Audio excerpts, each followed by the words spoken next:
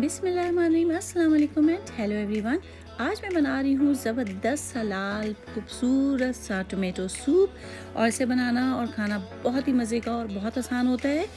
Tomatoes बहुत high in fibre होते हैं, गुड सोर्स होते हैं vitamin A, C, B2, folate, chromium and potassium के, जो कि बेस्ट सोर्स होता है हमारे एंटीऑक्सीडेंट का और गुड होता है हमारे हेल्थ के लिए, हार्ट के लिए, स्किन के लिए, बोन्स के लिए, ओवरऑल हेल्दी रखने के लिए, क्योंकि ये रिड्यूस करता है रिस्क ऑफ कैंसर। तो चलें इसे बनाना स्टार्ट करती हूँ। सबसे पहले मैं आपको इसके इंग्रेडिएंट्स दिखा देती हूँ।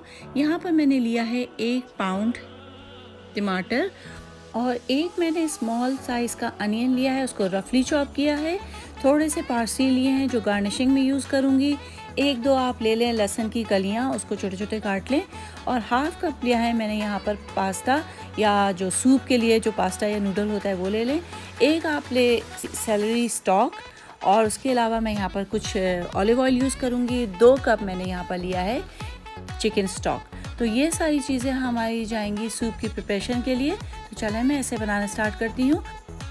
और आज मैं अपना सूप इंस्टेंट पॉट में बना रही हूँ, क्योंकि इसमें ये फटाफट बन जाता है और बहुत ही आसान रहता है। वैसे भी अगर आप इंस्टेंट पॉट में ना बनाना चाहें तो नॉर्मल स्टोव टॉप पे भी इसी को फॉलो करके बना सकते हैं। तो सबसे पहले मैं उसमें डाली 1 टेबलस्पून ऑलिव ऑयल, और उसके बाद मैंने ये अपने टमाटर थोड़े से रफली काट लिए हैं वो डाल रही हूँ। और उस पर मैं बाकी चीज़ें ऐड करूँगी, जैसे अपना अनियन, जो गार्लिक है यानी लहसुन वो, और ऐड करें आप ये सेलरी स्टॉक, और उसके ऊपर जो हमने 2 कप रखा था चिकन स्टॉक वो भी डाल दें।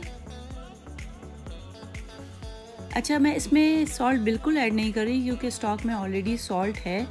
तो ये सब कुछ डालने के बाद मैं इसके जो लिड होता है उसको बंद कर रही हूँ, क्योंकि हमें इसे वेंटिंग और नॉन वेंटिंग का ध्यान रखना है। हमें इसे नॉन वेंटिंग की तरफ रखना है ताकि हमारी जो उसके अंदर जो स्टीम जमा होती है वो बाहर ना निकल जाए। अब इसे लॉक करें अच्छी तरह। ये हो गया ये लॉक। अब चूँकि हम सूप बना रहे हैं तो यहाँ पर इसके स्क्रीन पे देखें सूप का ऑप्शन है, उसे सेलेक्ट करें। और सूप को हमें, चूँकि इसमें कोई मीट नहीं है तो हमें लेस की तरफ आना है। मैं ले आई हूँ लेस की तरफ, और जो हमारा प्रेशर भी है वो भी लो की तरफ रखना है। ठीक है, लेस होना चाहिए और प्रेशर भी लो होना चाहिए।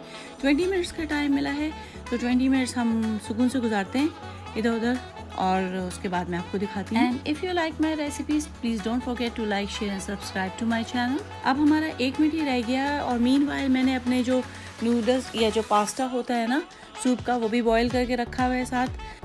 कुक टाइम के फिनिश होते ही ये खुद ब खुद कीप वार्म की मोड पे आ जाता है, तो हम सबसे पहले उसे कैंसिल कर लेते हैं। ये देखिए मैंने इसके कीप वार्म को ऑफ कर दिया है।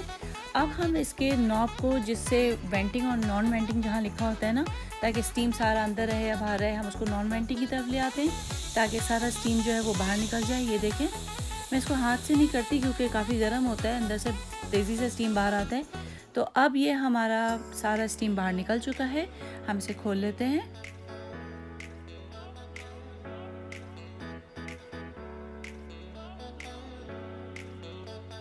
ये देखिए हमारा मज़ेदार सा धुआंधार सा सूप ऑलमोस्ट रेडी है। अब आप किसी अच्छे से ब्लेंडर मिक्सर की मदद से या किसी जार में डालकर इसको अच्छी तरह ब्लेंड कर लें। मैं राइट अवे इसी में कर रही हूँ अपने हैंड ब्लेंडर से।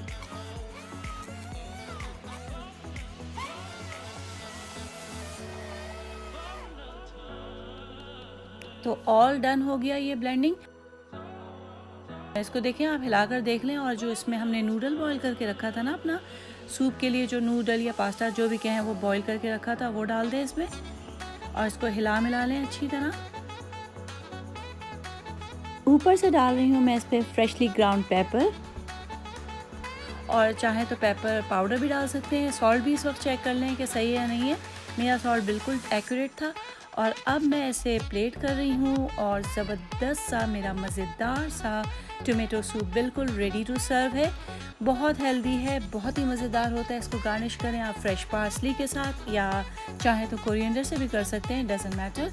तो चलें आप इसे ज़रूर ट्राई करें और मुझे ज़रूर बताएं कि ये आपको विंटर का स्पेशल सूप कैसा लगा, क्योंकि हम विंटर में सूप ज़रा ज़्यादा ही शौक़ से पीते हैं और खाते हैं, क्योंकि it could be use as a meal too. तो चलें आप इसे ट्राई करें, मुझे ज़रूर बताएं कि आपको रेसिपी कैसी लगी। Thank you.